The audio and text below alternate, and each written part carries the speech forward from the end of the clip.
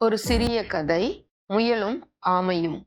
ஒரு காலத்தில் ஒரு முயலும் ஆமையும் நண்பர்களாக இருந்தனர். முயல் மிகவும் வேகமாக ஓடும், ஆனால் அதே சமயம் பெருமை பிடித்தவனும் ஆணவம் கொண்டவனும் ஆவான். ஆமை மெதுவாக நடக்கும், ஆனால் அமைதியும் பொறுமையும் கொண்டவள். ஒரு நாள் முயல் ஆமையை பார்த்து, நீ என்னை எப்படி போட்டியில் ஜெயிப்பாய்? நான் ஒரு நொடியில் ஓடி சென்று விடுவேன் என்று கிண்டலிட்டது. ஆமை சிரித்துக்கொண்டு, வேகம் மட்டும் போதாது, முயற்சியும் முக்கியம். ஓட்ட பந்தயம் போட்டுக் கொள்ளலாம் வாங்க என்று சொன்னது. பந்தயம் தொடங்கியது.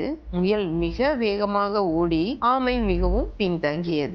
ஆகா, இவ்வளவு மந்தமாக நடக்கிற ஆமை வர இன்னும் நேரமாகும் என நினைத்த முயல் ஒரு மரத்தடியில் படுத்து தூங்கியது. ஆனால் ஆமை அவளால் முடிந்த அளவு மெதுவாகவும் நிதானமாகவும் முன்னேறி கொண்டே வந்தது. முயல் தூங்கிக் கொண்டிருந்த போதே ஆமை அவனை கடந்து சென்றது. முயல் விழித்த போது ஆமை முடிவு கோட்டை சில அடிகள் தூரத்தில் இருந்தது. அவன் ஓடியும் ஓடியும் வந்தான், ஆனால் தாமதமாகிவிட்டது. ஆமை பந்தயத்தை வென்றது. கதையின் நெறி: அவசரமும் வெற்றியை தராது, பொறுமையும் தொடர்ச்சியான முயற்சியும் வெற்றியை தரும்.